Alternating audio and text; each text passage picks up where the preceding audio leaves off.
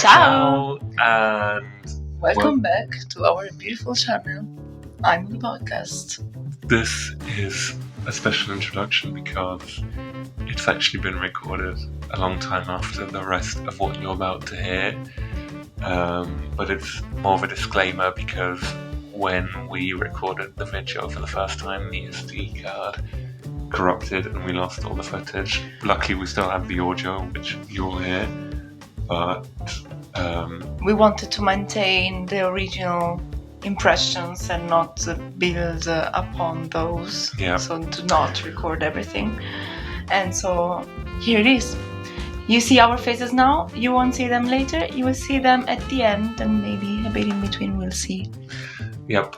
And enjoy this episode about one battle after another. Yeah, and we'll try to put some images from time to time, so to make it a bit nicer, let's say. Bye, enjoy.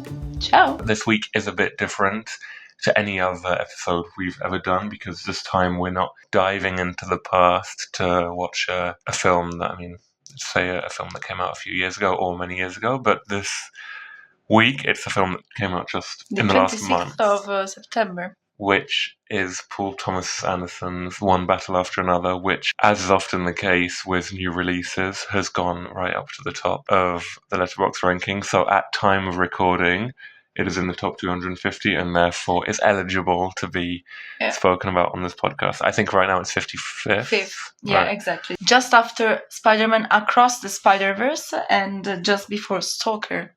So, interesting position.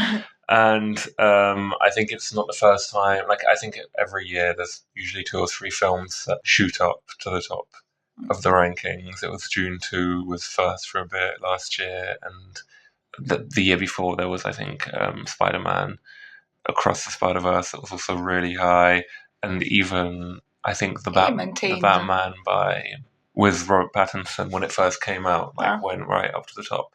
And even Sinners, to be honest, I think also was quite high. So it often happens. And then often those films drop down, so it's possible that One Battle After Another may not be in the ranking for that long. But now that it is, when we've watched it, it's a perfect opportunity to... And to be honest, it's been in the last days, it's been quite consistently at the 55th position. So who knows, maybe actually we'll say in the top 150. Also, I feel like many people very, very much like it. So... yeah. We'll see what we will think about then. But yeah. Well, so I guess we should start by giving... Well, firstly, we should start by kind of putting an asterisk next to this video and saying that, for instance, in comparison to Late Spring, which was our last video, the whole of that film is on YouTube, and therefore our video can be kind of accompanied by a lot of clips. Yes. And... visual example, visual support, which this video will not be possible because of copyright issues and the fact that the film just isn't available. There's only a very few trailer clips. But if you want to see the film, of course, it's probably available in cinemas near you right now. And so we recommend. Yeah, we recommend to go and watch it, yes. At least also to, follow the discussions that are around this film in these days. There are many. And I don't know, I felt like also in a certain way controversial. They're quite homogeneically very positive about this film. So maybe your opinion could be controversial and you could, I don't know, compare. Not that you should desire to... Not that that's how you should be watching films, to be honest. No, exactly. But it would be interesting if you have different opinions and then you say, okay, maybe I missed this point, or maybe I don't see the point why people like this element. Even if you haven't seen the film, you can still listen to this episode and we will warn you if we... But I think we can also stay clear of spoilers because I think we will spoil it. You think? Sí. Okay, I don't know. A few things for sure. But we can warn you beforehand if we do. I think there's some critics who have an unofficial rule that if it happens in the first however minutes, I think it's 20 minutes, it's not a spoiler. For me it would be, so we can say this happens at the beginning, but it's an important thing. Okay. So that would be our... of course it can be a spoiler, but it's not... But I don't know, because... it's not the spoiler, but... Anyway, yeah, sorry. So I guess we should give a brief summary of at least the beginning of the story, a spoiler-free summary. So the story takes place in, as I interpreted, a slightly surreal version of America. So it's not exactly the United States of America that exists in our world, but it's a slightly modified, ahistoric version of the United States, which does feature, like, as is currently the case, a kind of fascistic military regime that's very strict on immigration. Yeah, racist. Yeah, exactly. And also this film takes place close to the Mexican border, so in the south of the United States.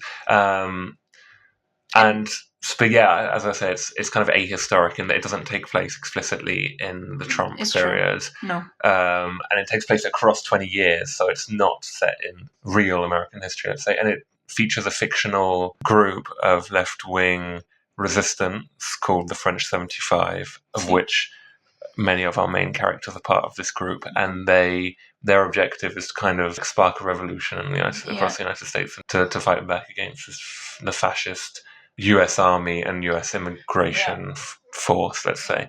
You see some references, but because it's setting the tones and it's making you understand what it's going to be about potentially. At least that's what I had in my mind when we were watching it. Yeah. And this group is led by Black people.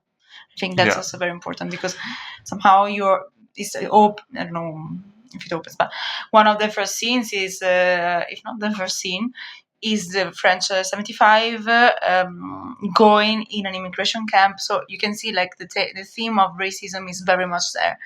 And I would expect to be there for the whole theme. Well, so Teyana Taylor plays Perfidia, who is one of the leaders of the group, and she has as the film starts, she has a relationship with Bob, who's played by Leonardo DiCaprio, and they're Ghetto Pet at the time. They are the two kind of revolutionary, or she's one of the leaders of the revolutionary, and he's kind of the bomb maker, or one of the. He's not really in the field, but he's kind of part of their team. Yeah, exactly. And they're a couple. This is when the antagonist of the film, who's played by Sean Penn, is revealed, and his name is Major Lockjaw, and he's kind of a higher up in the US military, and he makes it his mission to stop this group all the time while having a kind of obsession with Teyana Taylor's character, which develops into different directions as the film goes on. So that's kind of the setup. Yeah. And we can say already, like, he's, as mentioned by Paul Thomas Anderson, he's the name of Sean Penn, so Mr. Lockjaw, is very visual, and it gives an idea of the character. So he's very physical. You always see him with these tight t-shirts, and that's also mentioned in a scene in the future that highlight his muscles. So you see already, like, he's the prototype of the American, well, not even American, just the super military, somehow Jim Pro, and like the rigid and solid one who has firm principles and who knows what to do, and he's doing it for his country, and all these things. And of course there's also elements of layered, kind of suppressed. Definitely. Everything in terms of his character. There's a lot of suppressed feelings and emotions and desires, and I think the film kind of explores those. And I think also one of the films that constantly I was thinking about when watching the film was Dr. Strangelove by Kubrick, and specifically the way in which. So in Dr. Strangelove, of course, it's set in a Cold War context, so it's a very different historical period. But I think the way in which in Dr. Strangelove, of anti-communist paranoia, as best displayed maybe by the character of Jack D. Ripper, I think that's his name, the one who launches the missiles from the military base. And I think, and the paranoia around kind of migration and the left-wing group in one battle after another, those things have strong similarities in the way in which the military is portrayed, and those specific figures are portrayed. And that's something that I don't know whether was a purposeful reference, but that I was constantly thinking about. And I think that both performances have strong elements of satirical comedy. Yeah. And I think that's how they try, and especially in One Battle After Another, all the stuff that takes place with the I think it's called Christmas Adventurers Club. So the Christmas Adventures Club, which is a group of big white bosses, I guess, or far right, corporate, with people money, from different spheres, which I guess millionaires, and they look like that at least. Yes, they remind a bit like in Barbie, when she goes in the real world. I don't know how to call it.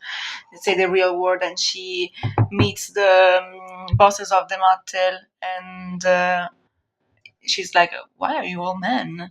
And for me, it reminded a bit that type of environment. Although I think it was more explicit real world comparisons maybe in this film. But the group is that it's white men with the power that are not really putting into question this, and in fact they want to maintain their power, and this is on the shoulders of all the other people, the rest of the world. So I think that's basically what it is. Also visually gave me a bit that vibe, this very clean office setting when they're introduced. Very sterile. Yes, with this man like dressed with this suit with the tie and everything.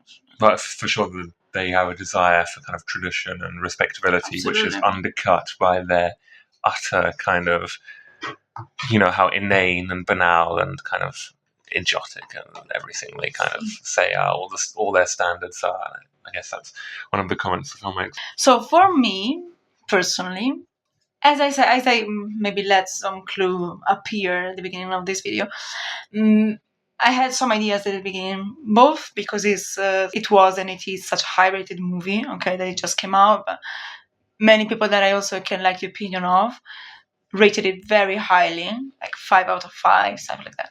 So I had very great expectations, and I think this plays a major role. Plus, for what I knew about the film before, there is not much actually, because I don't like to read about the film before I watch it.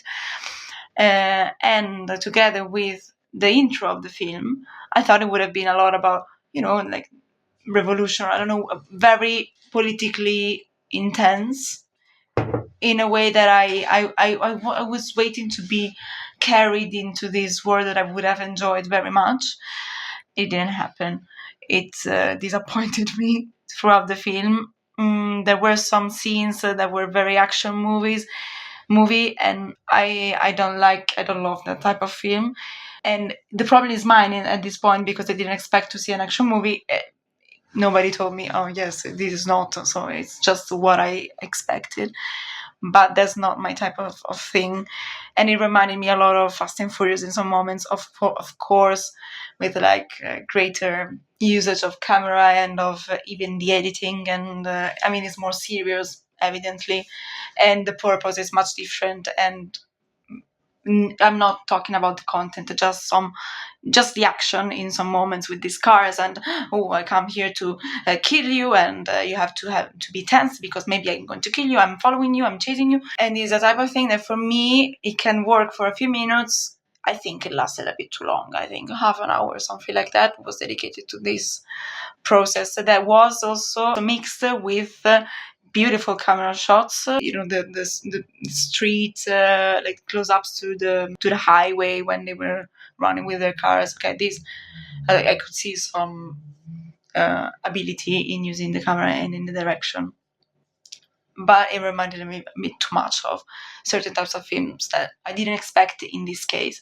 Can be enjoyable. Also, as many people said, 3 hours, almost 3 hours passed quite quickly. You didn't really realize it too much. So that's interesting.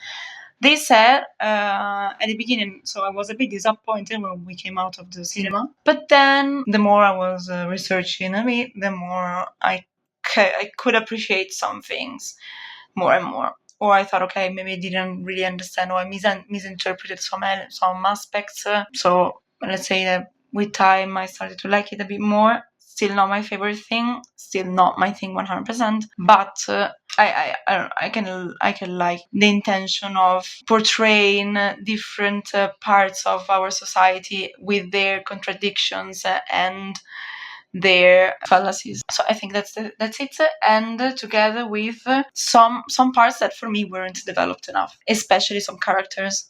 Even Perfidia, for me, I expected her to be a bit more developed. Even if I don't know, maybe I can even understand the fact that she's been left on the side because we don't care. She's not the main focus. She's not the main point. But even okay, then Willa Ferguson, so the daughter of Leonardo DiCaprio and Tiana Taylor. For me, she's not a character that is well developed or developed enough. If at the end, spoiler, she's supposed to be the one who, and her representing her generation, she's supposed to be the one who will continue this revolution, or not in Nazi. She would start a revolution with her own means and terms and abilities. So it would be a different type of revolution, but still with the same ideas or similar ideas and values. I like that, I don't know, you're giving the responsibility to the new generations, but we don't know what she thinks for real. Like we didn't see her. We have some elements of her, but they're not enough for me. I wanted more substance and more engagement in what her ideals were. Do you think that the way in which her generation is shown potentially as being the difference making is contrasted to the previous generation? And for example, I'm thinking of the scene with the Battle of Algiers. Yeah. I mean, I think as we mentioned when we were discussing after the movie, for sure the contrast between the generation of DiCaprio and the Battle of Algiers is like explicitated somehow in the scene when DiCaprio, a few years after having fought for his revolution, and he's now destroyed and smoking all the time, or doing I don't know how many different types of drugs, I guess, and not caring seriously anymore about these battles. And this is in contrast with him trying to watch films like The Battle of Algiers with a strong political content and well made, and with revolutions that worked very, very much and had a huge impact. So I don't know. It's like the ideal. Well, it's more the contrast between his admiration for that film and his inability to recreate the revolutionary dynamism of that film when he's put into a situation of danger, as happens when he's watching it. Yes, exactly. But even in general, like that's what he admires, and he's not able to do that because in the end he had to go away because of some reasons that to save himself and his daughter. Because it's true that then his battle becomes saving his daughter, not even more the revolution. Even if he's still stuck in that character of a revolutionary, I think his new mission is somehow protecting the daughter in ways that I don't personally love, because I don't like the relationship between the two of them. That is somehow idealized, and that's another problem that for me the film has. I don't know what you think about it, but for me they're like portrayed as a beautiful scene of father and daughter. No, he's a prick with her. He's not listening to her. He's imposing strict rules that make no sense at all. He's limiting her, and I understand for the fears, but I don't know. He's letting himself down and making her life miserable because she has to take care of him like he's not even a baby, like a pre-teenager with the experience and the role of the adult, while she is the one who is actually in charge of everything. Isn't that done on purpose? It is done on purpose, but then why do you make me think that they are beautiful couple of dad and daughter? For me, it makes no sense. I mean, of course, there is the affection and everything. There are some roles for which somehow you are still close to each other and you feel close to each other. There are fears that enter the game and make it even more, and make you feel closer to the person that is your reference point. But for me, she is much more ahead of him as a person, and she can absolutely see his fallacies, and I don't know, maybe it's because at the end she needs still the figure of an adult who takes care of her. Or because he's her dad in the end. And he's her dad, okay, and that's what he wants to tell us, that because there is throughout the film like the possibility that DiCaprio is not the real dad of Willa. Yeah. And spoiler, he's not the biological dad, but he's the dad. And maybe what Paul Thomas Anderson wanted to underline is that they are, I don't know, the bond goes beyond the biology, and I agree with that absolutely, but it doesn't necessarily work too much for me in this case, because I don't love their relationship. Maybe just also because I don't like the character of DiCaprio. Sorry, I spoke for very long. You can give your opinion on what do you think about the film. How do you like it?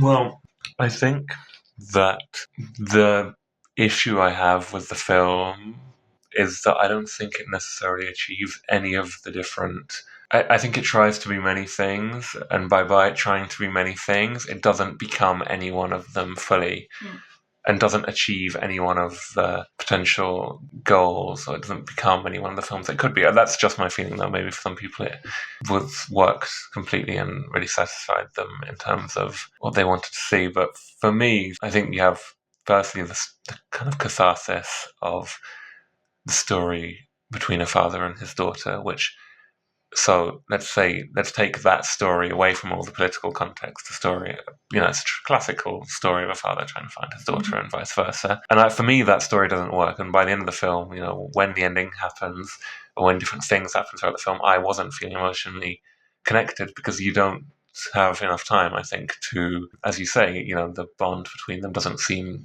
particularly close, and you're not really engaged with either of the characters to any serious extent.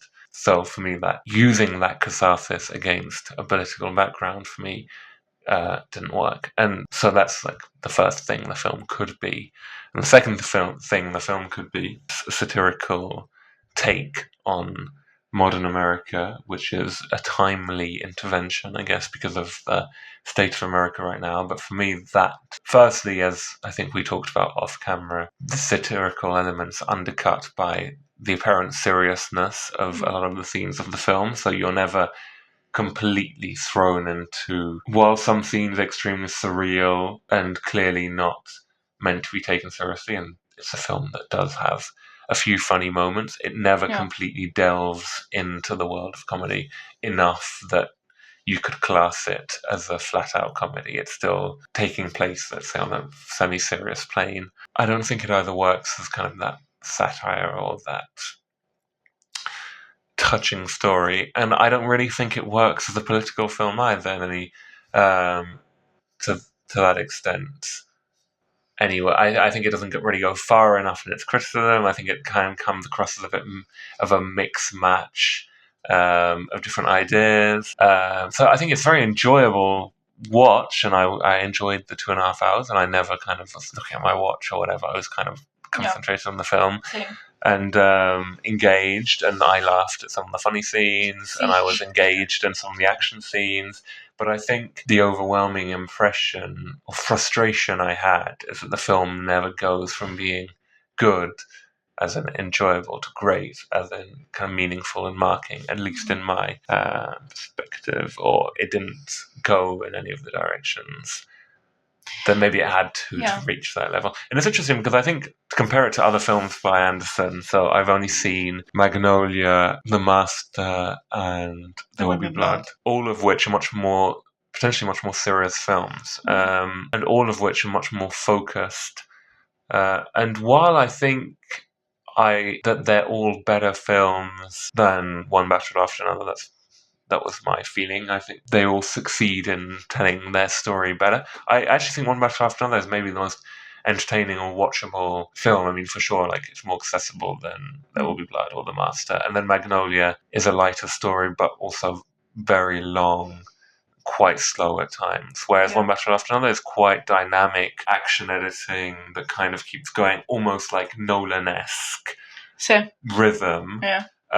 Which seemed to me very a strong contrast to Anderson's other stuff. But I haven't seen a lot of his films, so I'm really not the Anderson expert. Boogie Nights I've never seen, A Phantom Thread I've never seen, Licorice Pizza So maybe I guess we should see all of those to have a full impression. But that did surprise me. So I guess people who've seen more Anderson maybe would disagree with that. Yeah.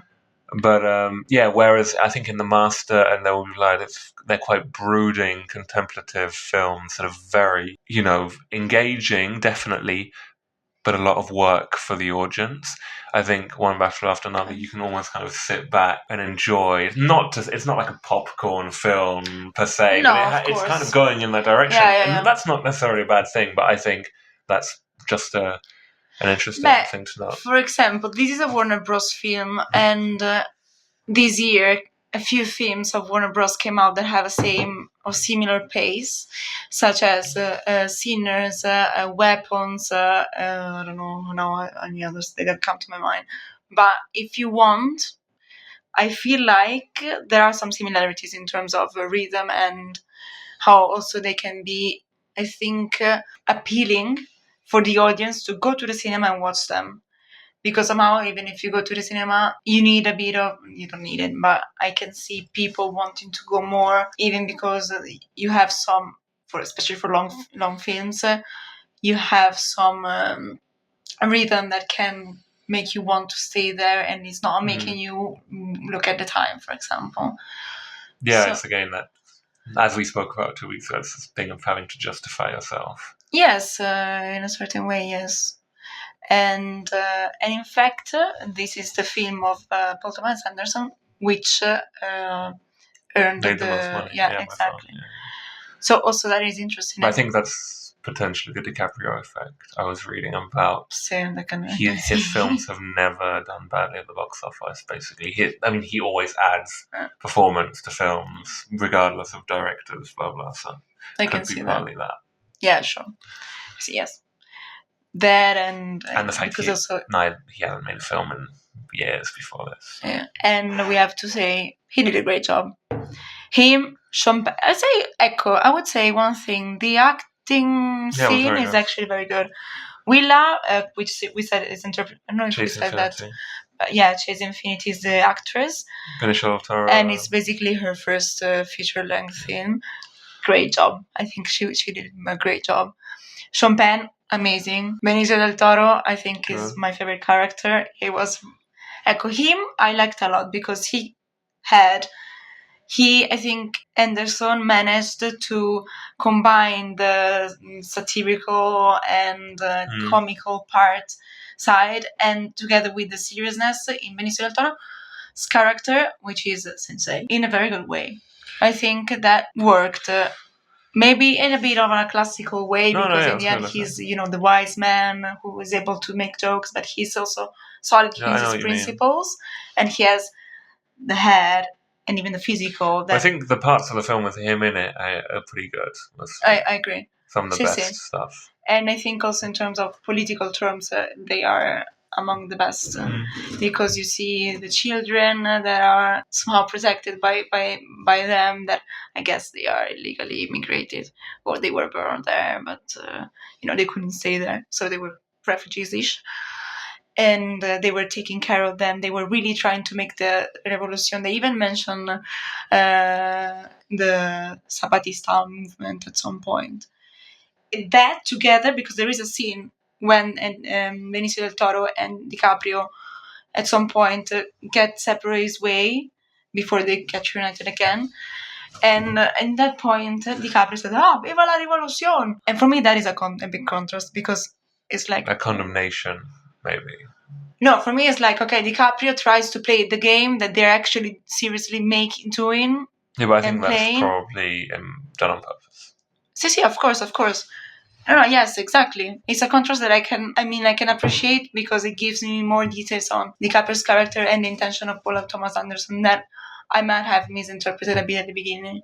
Because at the beginning, I only thought he was confused. He didn't. He emptied of its meaning, what is the revolution? But actually, I think Anderson is underlying the contrast and the fragilities and the... even, I don't know if performative side, because I don't think he really analyzes this aspect, but the game of the revolution that is at the beginning, and then when they grow up, you realize that it's not a game anymore, and you have to decide how to play and whether to play it. And DiCaprio is exactly that. He's not able to play this game because for him is a game. I don't know. It's not even a matter of life or death. While for Del Toro, it is. Yeah, that's very true. Well, it becomes a matter of life and death, I guess. But I know what you mean. It's like through his daughter, though. He has the privilege of being able to retire from that world, I guess. And he's also the only main white character, if we think about it. Positive, if we can say positive.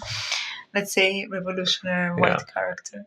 There's a couple of other minor characters at the beginning, but yeah, I don't know. Another thing for me was that it's always good, firstly, that a film which it is an adaptive film because it comes from the novel Vineland by Thomas Pynchon, but it isn't a sequel or a prequel or remake or reboot, so it has like some degree of originality. So I guess it would be an adapted screenplay, and it's good to see a film that's an adapted screenplay from a book do so well, because I mean, as has been well documented, the vast majority of films nowadays are remakes and sequels and prequels or whatever. So that's good, and it has done very well at the box office, which is good.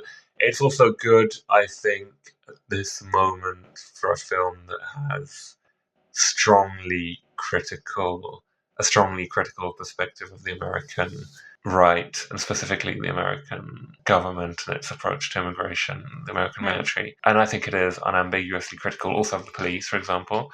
That's also much needed, perhaps, at this time, although, I don't know, maybe we're too far gone for it to make any difference for us, but I think, I don't know, it's an interesting thing, because will this film change anyone's mind and in America? Maybe not, because I don't think it goes that far, and I think it's maybe preaching to the converted in a political sense.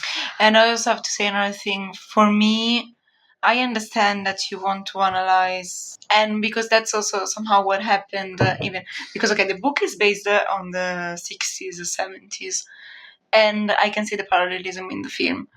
Maybe it's not because the generation of DiCaprio DiCaprio in the film and Perfidia, they're not from the 60s, 70s. Evidently, it's more like maybe early 2000 and or 90s. I don't know. It's not defined because that's not the topic. But they have these ideas, and then they are not able to maintain what the promises that they made to themselves and to the society, if we want.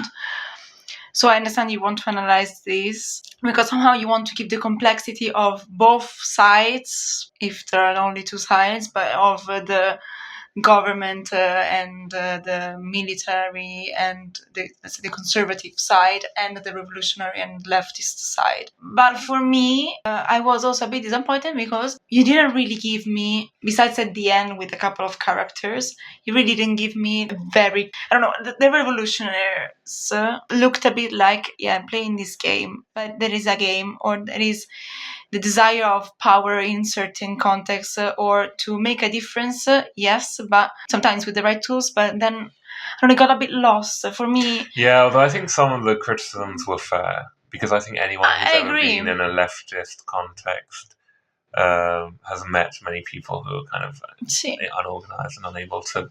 That's a big thing of the left, is unable to structure or to understand some things. For example, the scene where he's on the phone and he's trying to get the code word, which he can't remember, and that kind of, let's say, layers of bureaucracy and arguing over things. It's like the narcissism of small differences, right? It's like the left, as is probably the case in America right now, is like you have different elements of the left fighting against each other with much more passion and vigor than they do against the right, because it's like, I don't know, which of course is stupid, but it's often been the case in an American leftist context, and I think that is criticised a bit in the film, which is potentially good.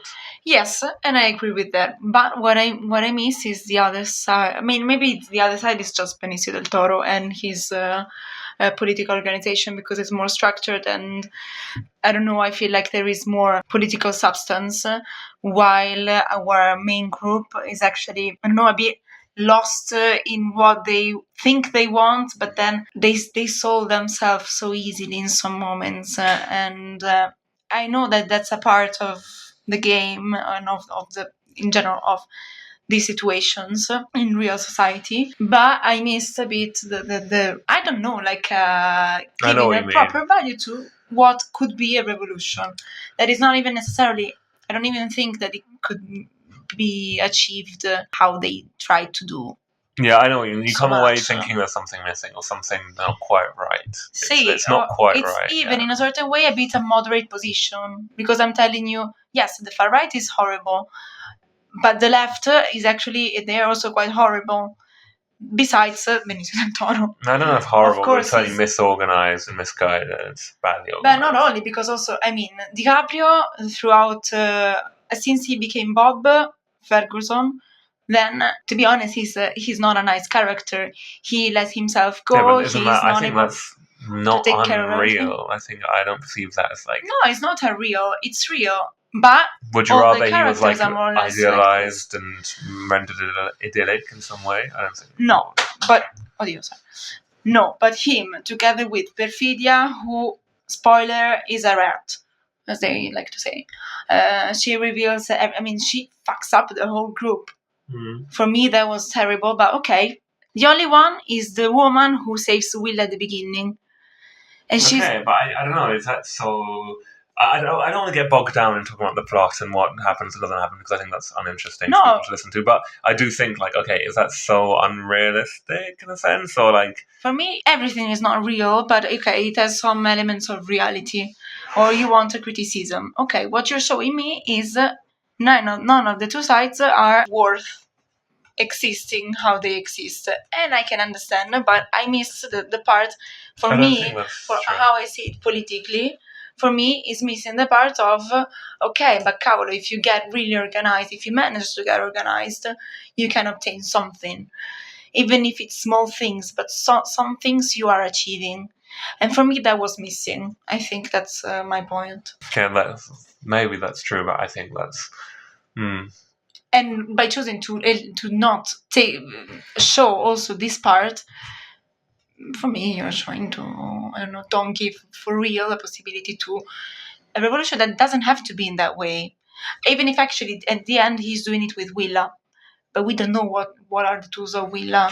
Yes. Well, anyway, there is like that ending which has this like Spielbergian hint to it, and while it's certainly something more subversive, both in terms of filmmaking and in terms of narrative, or the politics of the narrative, than what Spielberg would make, I think it still for sure has some elements missing, as we said, or some feeling. You know, you kind of have the feeling that there's just something missing. Sí.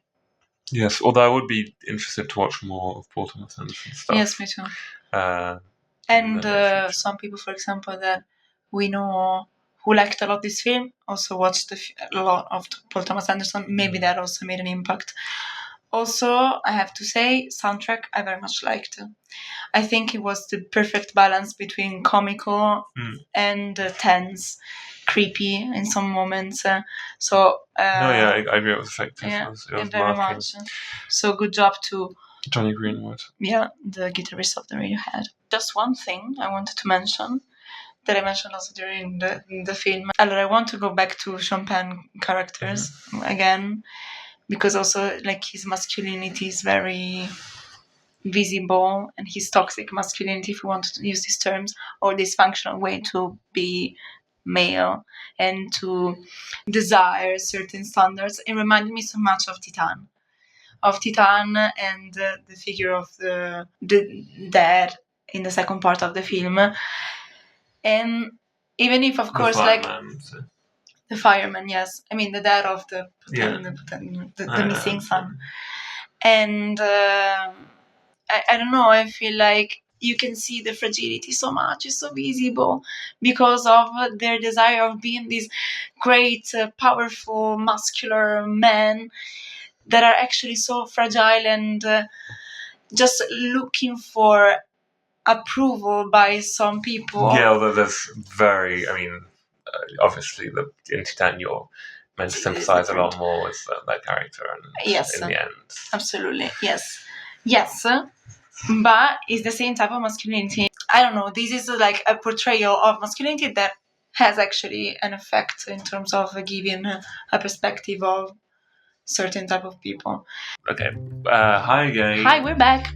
And we'll see you next week. Since we feel a bit terrible because we don't have the video now, we decided that next week we will have a proper video.